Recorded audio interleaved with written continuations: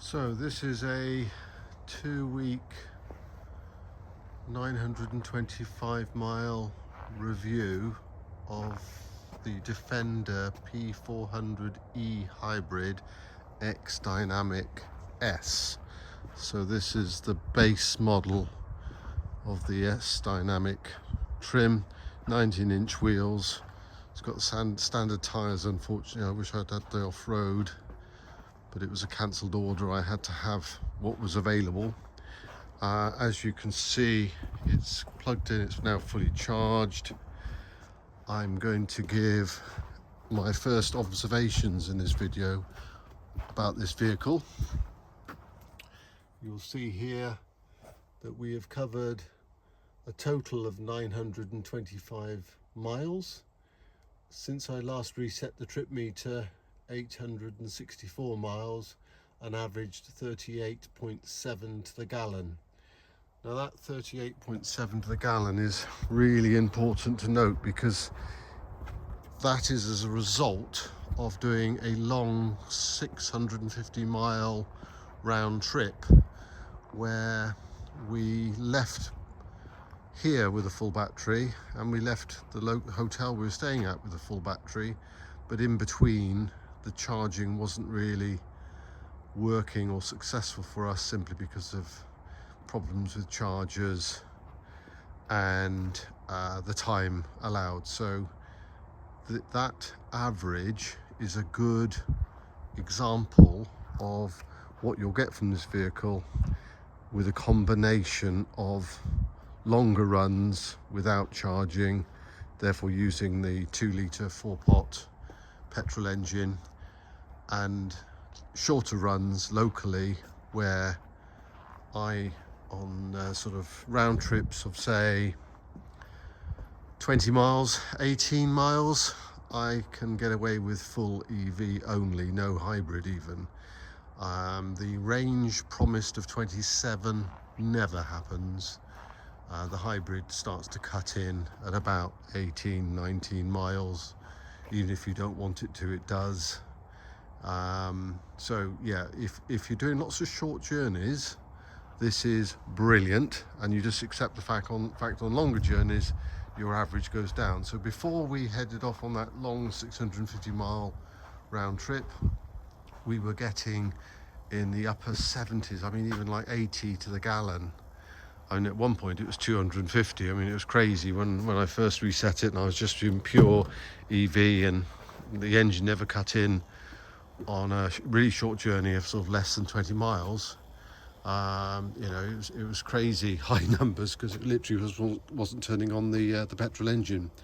One thing that you need to be aware of if you're considering the P400e is this, and that is when you have the diesel or the petrol variant of the Defender, you have a flat floor here, and the floor lifts up with storage underneath.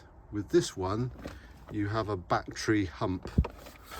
That battery hump goes right across there, and it goes up to the front of the second row seats, and beneath there are the batteries. Therefore there is no storage, and nobody tells you about this.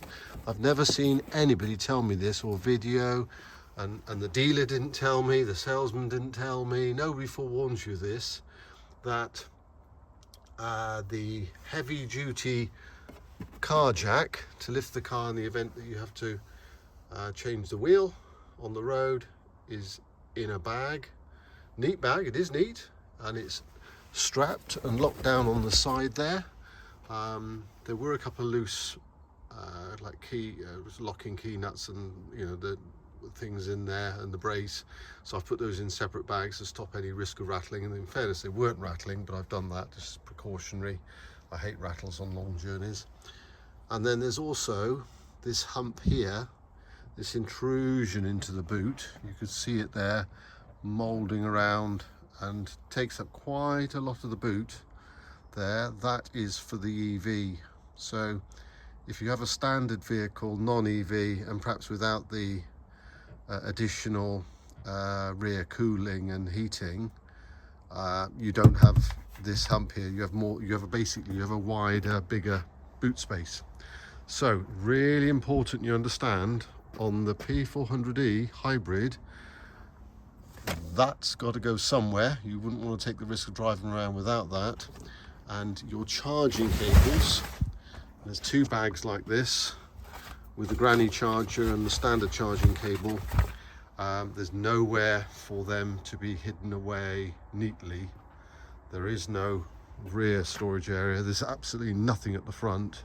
So forget about that. Sort of any sort of comparables to EVs where they've got boots and space everywhere does not exist here. So if you're not bothered about that and it doesn't concern you to have these items, so for example, if you're carrying larger loads, you may need to unstrap that and put it behind the driver's seat. And these here, you just need to sort of be aware of that. And I'm pointing this out because nobody told me, absolutely nobody. There was never anything on any, you know, these annoying videos that are done by others with music playing and, oh, subscribe and like. Nobody told you that. And you know, we love this vehicle. I love the fact that on short journeys I'm driving it in full EV. I actually do love that. It confuses people, really does confuse people. I turned up somewhere and parked it in an EV bay in a multi-story car park, and I was getting it all, you know, because you have to faff about, don't you, to get it all ready to plug in. And there was this guy in an EV. You could see he was ready for a fight. He was stalking me. It was hilarious. I knew what was going on. I thought, I'll wait for you, the penny to drop. And his mouth literally, he was stunned when he saw that I wasn't parking in an EV bay unauthorized, and he couldn't come and have a fight with me because I plugged it in. The blinking charge didn't work, of course, typical, but there you are. It does confuse people when you're going along our village lane here, making no noise at all. It's wonderful. The high up driving position is great. I actually do like these 19-inch wheels because the tires look really chunky. You know, we're not Chelsea tractor people. We don't want it to be a Chelsea tractor. This won't be in Knightsbridge. This literally, but I'm not going to be doing off-roading either, but you know, it's an all-purpose vehicle, and I think the 19 inches, especially with the off-road tyres, if you had the off-road tyres, which I would prefer. Now this is a cancelled order, so we do have another one on order to our specification, which will come in about a year, 14 months time. So we've signed that agreement with Land Rover to not sell it other than back to them, etc. So eventually we'll get our own spec of the same vehicle, and I have actually gone for the 20-inch and I have gone for the off-road. But that said, these I like, especially if they had the off-road tires. I think they just look great, nice and chunky and sort of heavy duty, really comfortable. It's really smooth, very comfortable, very pleased with it totally. My wife loves it. She likes the seating position and everything about it. It does have some quirks. It loves to turn itself off. So if you're in the vehicle, you've got it switched on, you parked, handbrake on, switched on. I mean, it puts the handbrake on anyway, even if you try to get out the door, it puts the handbrake on, obviously. But let's say you've got the handbrake on, it's in park, you've got the ignition on, but you just want to get out and do something, it will just shut down. The moment you open the driver's door, it shuts down. It's obviously all to do with safety and everything else like that, but sometimes that confuses you because we're not used to that. It's got other little quirks to it. So if you're listening to the radio when you've turned the engine off and you've put it in park, etc., and you're sort of just getting your seatbelt off, the moment you open the door, the radio goes off. It's sort of the other thing that's quirky with this is this preconditioning. They call it preconditioning. And it's quite annoying really to get your head around it and get used to it. I discovered you can actually precondition this thing, would you believe, with the engine running. You can actually stand away from the vehicle and remotely fire it up to precondition. and literally it will do that. It starts the engine and preconditions, which is just horrendous, you know, to see the exhaust belching out fumes and one thing. It's just, you know, why would anybody do that on a car like this? Anyway, so clearly I've never done that, but it will do that. And if you don't understand the app and the settings, it will do that. And you'll have lots of people glaring at you if you're you know, parked on the side of the street or something on a cold day. But it also has EV, electric preconditioning, but that is a pain. One is you've got to make sure it's got the correct settings on the Privy Pro to allow it. So even though the app will say it's accepted the command, if it's not switched on the vehicle, it won't happen. And then even if you've got that switched on the vehicle, sometimes the app on the phone says it's accepted the command to precondition, and of course you go back out there half an hour later and it hasn't. It's hit and miss. I do normally do it, of course, when it's plugged in, so therefore it's preconditioning off the house, not off the car battery. But I even had a command on it today saying it would not accept the preconditioning request on the basis there was not enough energy in the battery. And at that time, it was parked over there with full battery, 100%. So it was actually saying 100%, but it wouldn't accept the command. I guess that's just a bug. They'll fix the bug, they'll change it, it gets updated. It's just, there are, because we've got a Tesla Model Y, for those of you who've been watching the so-called channel, if you want to call it a channel, we've got a Model Y, and this just blows my mind how simple, brilliant, and zero hassle that is at every level. I mean, I know I keep saying that. I'm just shocked myself. I honestly thought the car was going to annoy the hell out of me, but the Tesla does not. It hasn't failed us yet. Touch wood and all that. This is great, love it, but you can see the difference in the technology with the apps and one thing and another. That said, you know, if you didn't have the Tesla and you didn't have that comparable with that technology, this is great. It's a huge vehicle. It is huge. It's a lovely, you know, lovely commanding presence. But bizarrely, the boot isn't the standout feature of it. The boot is actually, you know, especially with the intrusion there with the hump and the EV bit on the side there. But even just the opening there isn't the biggest for a vehicle of this size. Doesn't bother us in the slightest, because we're not commercial people, we're not farmers, but I think you'll find some would comment on that. The space in the back though is great. These seats are right back. The space in the back, the seats are very, very comfortable. It is just brilliant. I think they call this the Robustec material. If any of you have watched the Defender since 2020, on the earlier ones they had like a canvas fabric here, which was a disaster. So anybody with an early one knows what I mean. This all gets stained, because the moment you open the door, because of the angle of the vehicle, water just pours straight down and hits your seat here. So I actually have, you know, cloths in the door pocket to dry that off every time, and I'm drying off, and it's not even vulnerable to stains where the canvas ones would stain. This is lovely, strong, tough material. It has a nice quality feel to it. This on the invoice says it's leather. It looks like leather, but on the manufacturer spec it says it's not leather, so I'm not sure what that is, but certainly on the invoice it says it's leather. So this interior, the black headlining there, sorry, it's getting a bit dark here, is fabulous. We went for these deep-sided mats. These are brilliant, really are.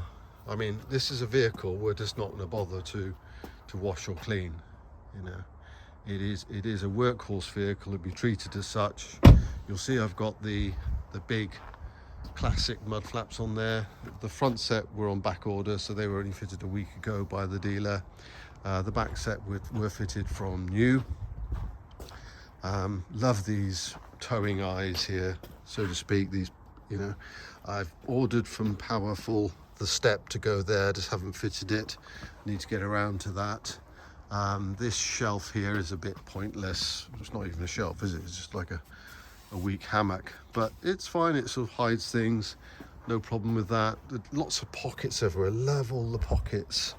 And on the front dashboard, all those pockets there on the side, just brilliant. The vehicle arrived without some of the charge ports because of the manufacturing issues and chip shortages. So to make up for the shortage, we do have a few.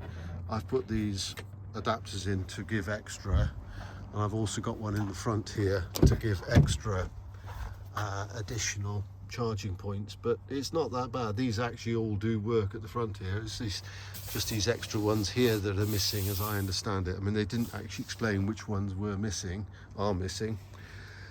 I think I'm trying to think of other point. The power, right? P400. P stands for petrol, 400 stands for brake horsepower.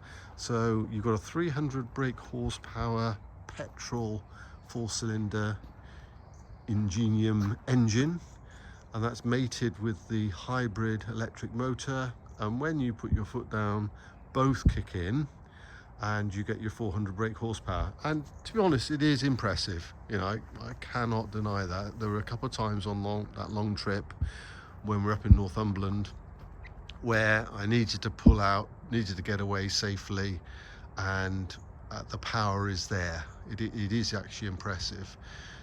The other interesting point is even when your battery is run flat, so your EV is not available, the hybrid's not available, so your battery is saying 0 miles, which always happens on a longer journey. Once you go above 50 miles, your hybrid is not available. It switches off, and you're just on full petrol engine.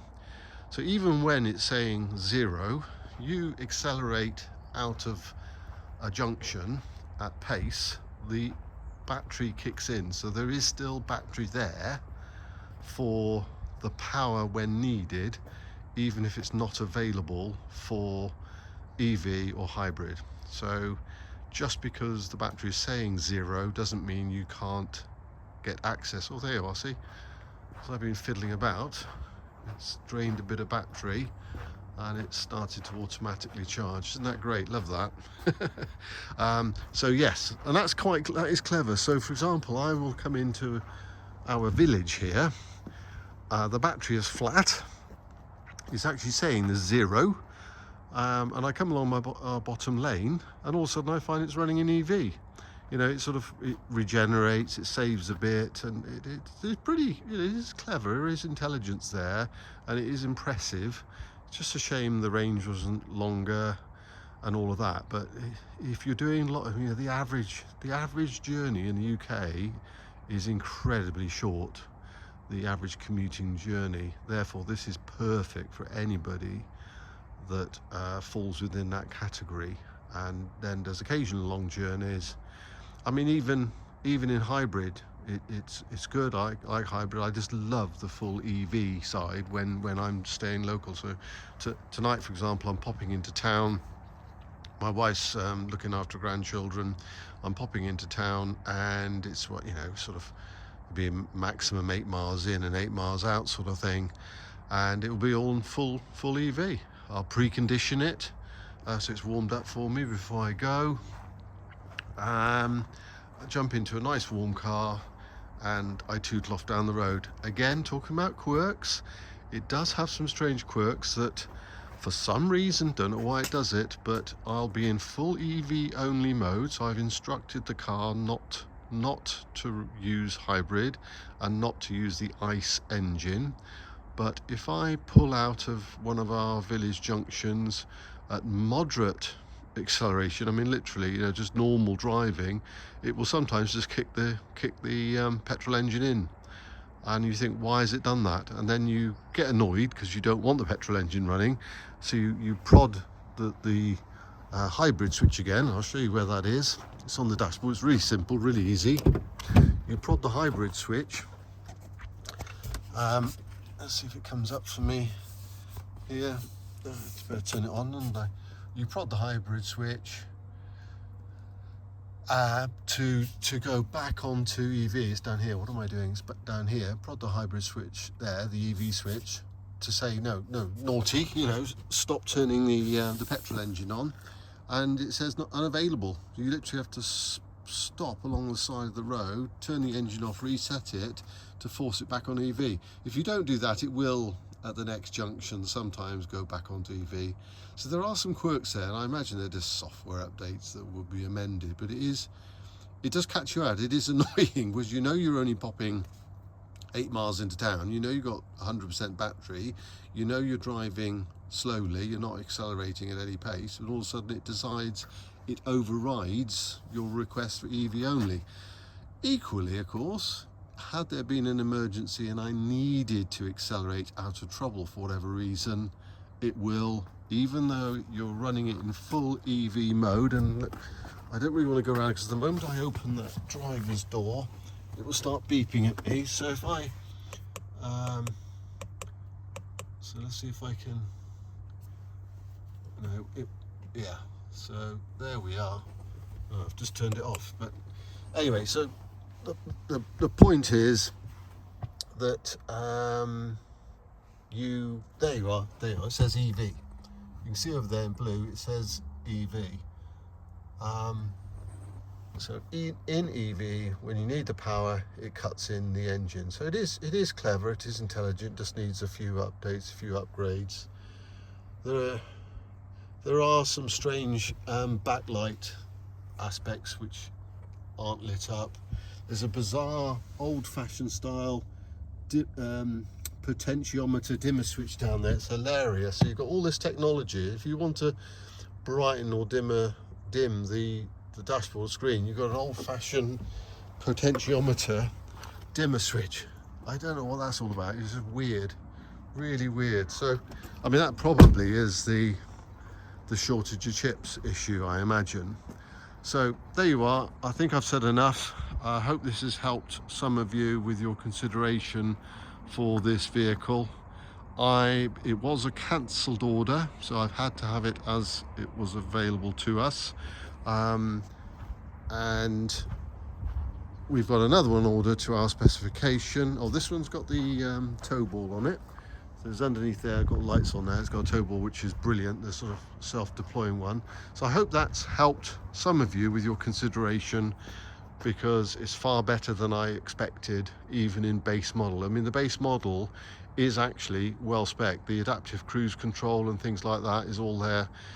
It is better than I thought. Thank you.